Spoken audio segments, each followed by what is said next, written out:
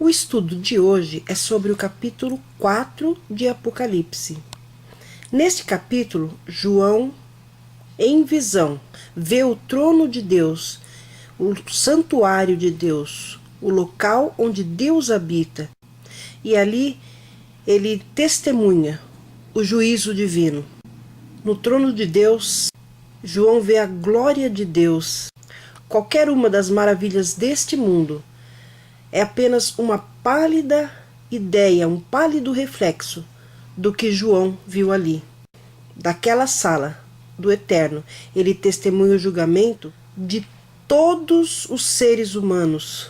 Todos os casos ali são decididos e ele fica assustado com aqueles acontecimentos. A Bíblia nos diz que ninguém vai escapar do julgamento divino, seja cristão ou não cristão, adventista, assembleianos, católicos, espíritas, ateus, enfim, todos vão passar por esse julgamento. A Bíblia diz em 2 Coríntios 5,10: porque todos temos de comparecer ante o tribunal de Cristo. O verso 1 diz o seguinte. Vamos então ao estudo. O verso 1 diz: depois destas coisas, olhei, e eis que estava uma porta aberta no céu. E a primeira voz que ouvira, voz como de trombeta, falando comigo, disse: sobe aqui, e mostrar-te-ei as coisas que depois destas devem acontecer. Na visão de João, ele ouve uma voz, e essa voz ele define aí como uma voz de trombeta. Esta voz foi a mesma que está sendo citada no capítulo 1, no verso 10 que nós já estudamos. Ele tem então uma visão do trono de Deus. E assim como João, outros profetas também tiveram a oportunidade de ver o trono de Deus. Teve Isaías, como nós podemos ler no livro de Isaías, no capítulo 6, versículo 1.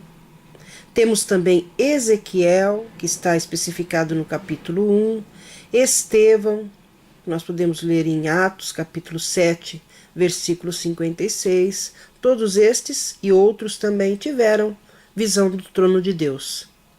Veja que João viu uma porta aberta no céu, ou seja, dentro do santuário de Deus que está no céu. Lá há uma porta aberta. Veja que a expressão não diz uma porta aberta para o céu, mas uma porta aberta no céu.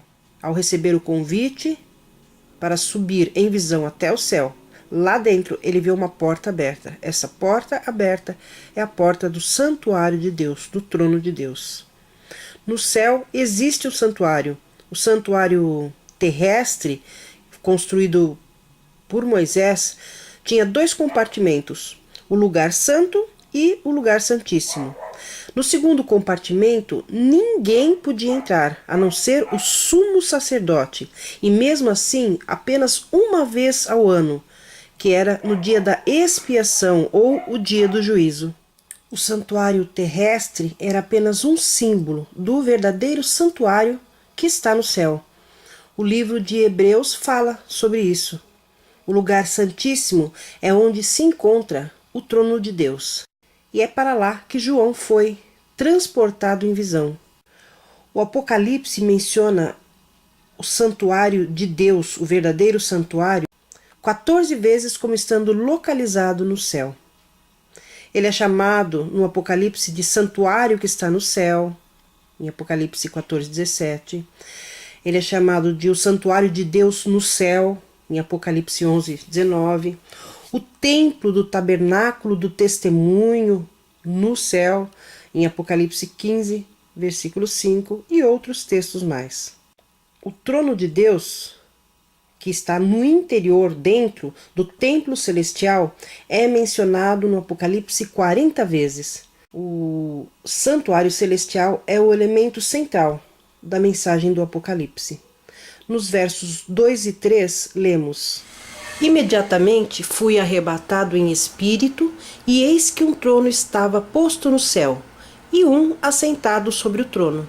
E aquele que estava sentado era, na aparência, semelhante a uma pedra de jaspe e sárdio, E havia ao redor do trono um arco-íris, semelhante na aparência à esmeralda. João então atende aquela voz que lhe diz: sobe aqui. E a primeira coisa que ele vê é um trono. O ser que estava sentado naquele trono tinha uma aparência, um aspecto semelhante ao jaspe e à sardônica. O jaspe, citado aí por João, é diferente das pedras preciosas modernas que nós conhecemos com esse nome. Ela era resplandecente e cristalina. E em Apocalipse 21:11, nós podemos saber o que simboliza essa pedra preciosa. Eu sempre digo isso. O Apocalipse e a Bíblia é maravilhosa, porque ela mesma se explica. João diz que aquele ser que ele viu sentado no trono parecia com jaspe. E no capítulo 21:11, podemos entender o porquê dele dizer desta aparência. Vejamos o que diz. Tendo a glória de Deus, e o seu brilho era semelhante a uma pedra preciosíssima, como se fosse jaspe cristalino. Essa pedra, então, representa a glória de Deus. O seu brilho retrata a santidade de Deus.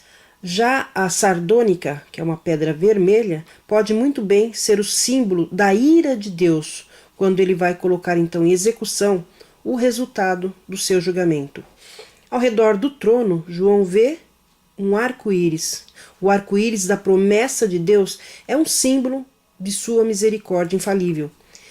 Ele foi um sinal do concerto entre Deus e a raça humana, representado na Bíblia por Noé, de que nunca mais ele traria o dilúvio sobre a terra. Essa história nós podemos ver em Gênesis no capítulo 9. Aqui então está sendo denotado um concerto de graça, no qual a igreja fica a salvo do derramamento da ira de Deus, no qual os servos de Deus, os fiéis, estarão a salvo desse derramamento da ira de Deus. Esta salvação se baseia no sangue de um mediador, o sangue de Jesus. Veja que o arco-íris estava ao redor do trono. Então, para qualquer lugar que aquele ser, que é Deus, para qualquer direção que ele olhasse, ele podia ver então o sinal deste concerto, desta promessa feita à humanidade, dando-nos a certeza de que os dilúvios da sua ira nunca vão surpreender os seus filhos. O verso 4 diz: havia também ao redor do trono 24 tronos, e sobre os tronos via assentados 24 anciãos, vestidos de branco, que tinham nas suas cabeças coroas de ouro. Veja só, o texto fala de 24 anciãos. Mas quem são esses anciãos? De onde eles vêm? Eles aparecem com Cristo em seu ministério sacerdotal. No serviço do santuário terrestre, havia 24 sacerdotes que trabalhavam em forma de revezamento no santuário. O rei Davi dividiu este sacerdócio típico em 24 turnos, e essa ordem ainda era usada no tempo de Cristo. O santuário terrestre, o seu sacerdócio e os serviços eram apenas uma cópia do verdadeiro que existe no céu, uma parábola, uma figura das coisas que se acham no céu, como diz o livro de Hebreus, no capítulo 9, versículos 9, 23 e 24. Estes anciãos que foram vistos com Jesus não poderiam ser anjos caídos. Por quê? Porque eles estavam vestidos de vestes brancas, e o branco representa a pureza, justiça. E eles tinham também sobre as suas cabeças coroas de ouro. A coroa de ouro é símbolo de vitória, então não poderiam ser mesmo os anjos caídos. Não poderiam ser também os anjos santos, por quê?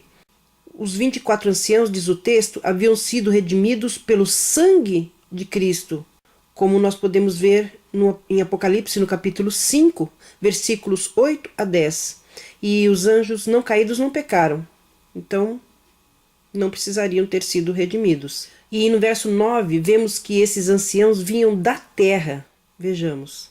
Logo que tomou o livro, os 4 seres viventes e os 24 anciãos prostraram-se diante do Cordeiro, tendo cada um deles uma harpa e taças de ouro cheias de incenso, que são as orações dos santos. E cantavam um cântico novo, dizendo: digno és de tomar o livro e de abrir os seus selos, porque foste morto, e com teu sangue compraste para Deus homens de toda tribo, e língua, e povo, e nação. E para o nosso Deus os fizeste reino e sacerdotes, e eles reinarão sobre a terra. Se não são anjos caídos e não são anjos santos, quem são esses 24 anciãos então?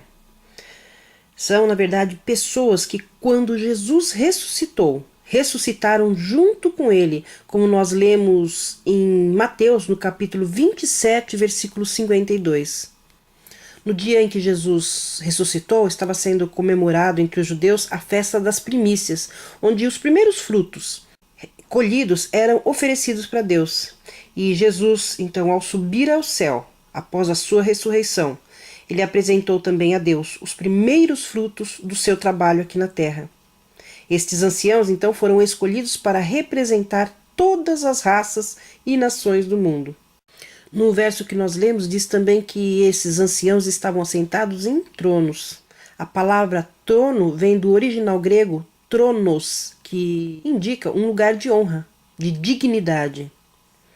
No tempo de João, era costume, quando se instalava uma sessão de tribunal, colocar coxins, que eram assentos almofadados, onde se assentariam ali os dignatários, ou seja, aqueles que exerciam cargos importantes, elevados, durante a sessão da corte. E como nós vemos no texto aí, os 24 anciãos estavam assentados em tronos. No verso 5 nós lemos: E do trono saíam relâmpagos e vozes e trovões, e diante do trono ardiam 7 lâmpadas de fogo, as quais são os 7 Espíritos de Deus. Vemos aí que do trono saíam relâmpagos e trovões e vozes, né? O que significa isso? Esses relâmpagos e trovões são símbolo do julgamento divino. Um trovão, um relâmpago precede uma tempestade, não é? E então é símbolo aí neste caso do julgamento divino. Para aqueles que não aceitarem o convite de Deus para a vida, passarão por uma terrível tempestade de destruição. Deus vai destruir o pecado, e aqueles que se agarrarem ao pecado, infelizmente, serão destruídos com ele. Diz aí no texto que eram 7 lâmpadas de fogo. 7 na Bíblia é um símbolo de perfeição, que são os 7 Espíritos de Deus. Ou seja, a obra completa do Espírito Santo é representada em suas múltiplas operações, investindo todas as coisas, atuando em todos os lugares, com seus julgamentos e poder purificador, como já vimos em estudo anterior. Nos versos 6 e 7 lemos: Também havia diante do trono como que um mar de vidro semelhante ao cristal, e ao redor do trono, um ao meio de cada lado, 4 seres viventes, cheios de olhos por diante e por detrás.